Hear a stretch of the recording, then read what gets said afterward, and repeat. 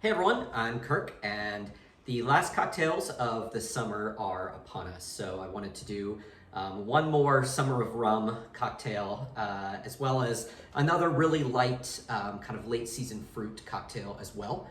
So both of these are going to be lighter in profile. When the fall comes, there will be plenty of apple spices, cooking spices, maybe a couple hot drinks later on in the fall that we'll do. But for now, I wanted to enjoy the last bit of summer and do something a little bit brighter. So we're going to start with the shaken cocktail as has become custom. So this cocktail features one of my all-time favorite spirits. So this is Plantation Pineapple Rum. It's a kind of more premium rum, so this is a really great cocktail this week. It is made in Barbados, I believe, but they have a couple different distilleries throughout the Caribbean.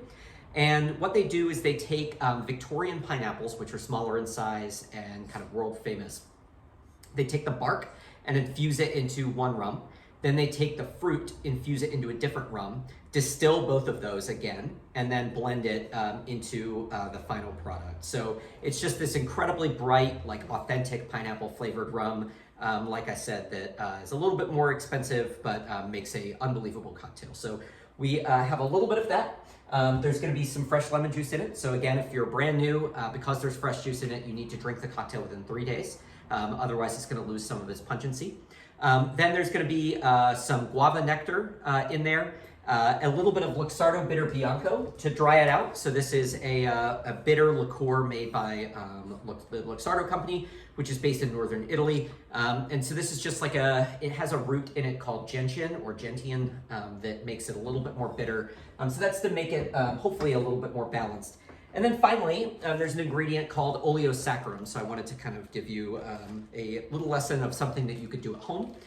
So basically, if you save your lemon peels, so all of the peels from the lemons that are going in the juice in this drink, you basically let the peels sit in white sugar for a while. And after a while, through osmosis, because of the oils in the peel, it'll kind of seep out into the sugar. So this is not the final product. If you leave it for another about 4 or 5 more hours, it just looks like incredibly syrupy.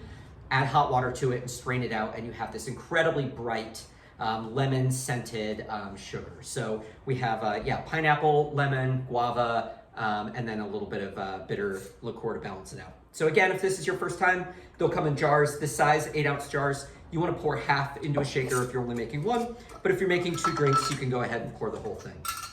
So I'm going to estimate about half into my shaker. I already have ice in here. It is important to shake up your drinks rather than just pour them over ice so that they get properly aerated as well as diluted.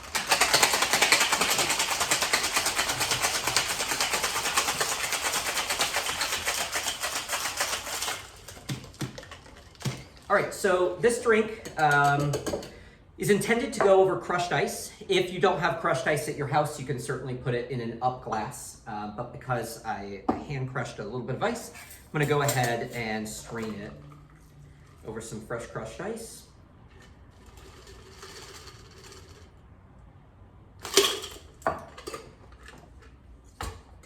And in your garnish bag will be a dehydrated lime wheel. They turn kind of this like blackish, brownish color. I think it's really kind of stunning when contrasted next to a bright tropical drink. So you can either lay that on top or kind of perch it at the end of the glass. So this is their first cocktail.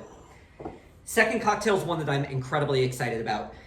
So I took Four Roses Yellow Label bourbon, which is kind of my house bourbon, and took some Cantaloupe, so some late season melons, cooked it at low temperature in a immersion, a hot water bath basically. Cooked it for about 4 hours to extract as much of the cantaloupe flavor as possible.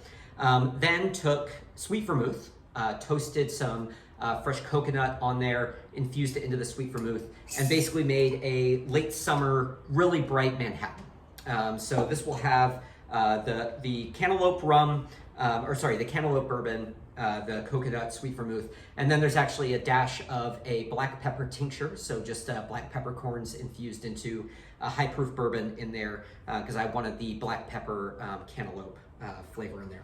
Your jar might have like some coconut oils on the top. That's natural, perfectly normal. Like, It's hard to get all those oils out without a really fine strainer.